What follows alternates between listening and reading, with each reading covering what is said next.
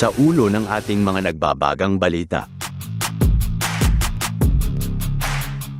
Noong unang bahagi ng 2010, sa gitna ng patuloy na pagbabago sa seguridad ng West Philippine Sea, napagtanto ng pamahalaan ng Pilipinas na kulang ang hukbong dagat nito sa kakayahang labanan ang mga submarino at mapanatili ang kaligtasan ng karagatan. Noon, halos walang modernong anti-submarine helicopter ang Philippine Navy, isang puwang sa depensa na naging malinaw habang lumalakas ang mga karatig bansa sa rehiyon.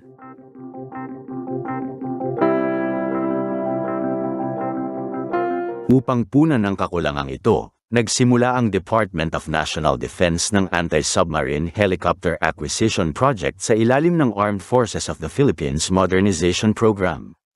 Noong 2016, nilagdaan ng Pilipinas ang isang kontrata sa Leonardo Helicopters ng Italia, dating AgustaWestland, para sa 2 unit ng AW159 Wildcat, na may kabuuang halagang humigit kumulang 5.4 billion pesos. Ang proyektong ito ay bahagi ng tinatawag na Horizon 1 ng Armed Forces of the Philippines Modernization Plan, isang unang hakbang tungo sa mas modernong sandatahang lakas.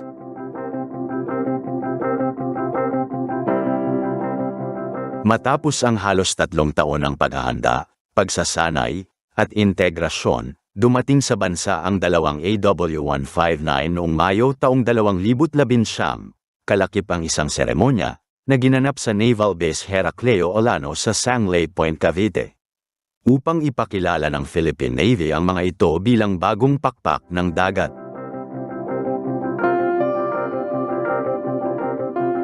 Sa pamamagitan ng mga advanced sensors, gaya ng Cispre 7400E radar at MX-15 electro-optical camera, nakikita nito hindi lamang ang mga barko at submarino, kundi pati na rin ang mga maliliit na bangka na posibleng banta sa maritime security. Ang 2 AW159 ay pangunahing inilaan para mag-operate kasama ng BRP Jose Rizal, FF150, at BRP Antonio Luna, FF151, ang 2 HDF-2600 frigates na ginawa ng Hyundai Heavy Industries, HHI, ng South Korea.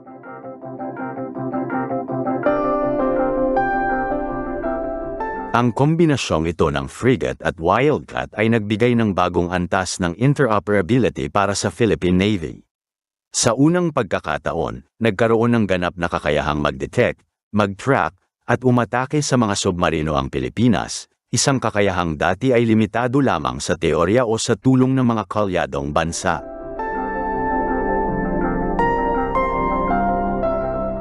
Pagsapit ng 2025, kasabay ng mas pinaigting na tensyon sa West Philippine Sea, muling binuhay ng Department of National Defense ang plano para sa Phase 2 ng Anti-Submarine Helicopter Project.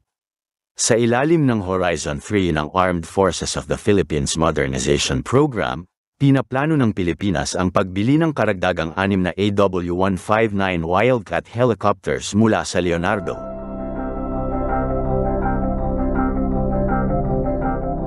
Ayon sa mga ulat ng Naval News, Army Recognition, at ilang local defense analysts, ang proyekto ay may tinatayang halagang 42.3 billion pesos, humigit kumulang 745 hanggang 749 million US dollars. Kung maisa sa katuparan, madaragdagan ang kabuuang fleet ng Philippine Navy sa 8 AW159 units. Ang planong ito ay hindi lamang simpleng pagbili ng mga karagdagang helikopter. Ito ay simbolo ng pagpapatuloy ng modernisasyon at maritime self-reliance ng Pilipinas. Ang pagpili ng parehong modelo ay may 3 dahilan: compatibility, capability, at logistics. Una, dahil pareho ito ng kasalukuyang ginagamit na modelo, mas madali ang maintenance, spare parts supply, at training ng mga piloto at mekaniko. Ikalawa, napatunayan na ng unang 2 unit ang kanilang kahusayan sa real-time maritime patrols, lalo na sa mga joint exercises tulad ng sama-sama at kaagapay ng mga bayani. Ikatlo, ang AW159 ay mas maliit kumpara sa ibang ASW helicopters, ngunit mas magaan, mas mabilis, at mas madaling i-deploy sa mga medium-sized frigates, perpekto para sa HDF 3200 Malvar-class frigates na itatayo rin ng Pilipinas sa ilalim ng bagong kontrata sa HD Hyundai Heavy Industries.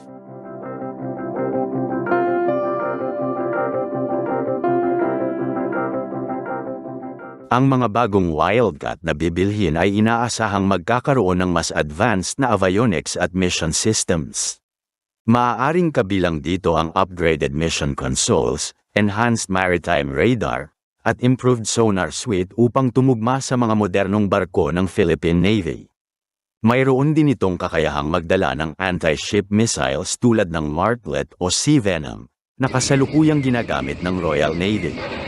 Bagaman hindi pa kumpirmado kung isasama ang ganitong armamento sa Philippine version, ito ay isa sa mga pinag-aaralan ng Department of National Defense bilang bahagi ng Future Capability Integration.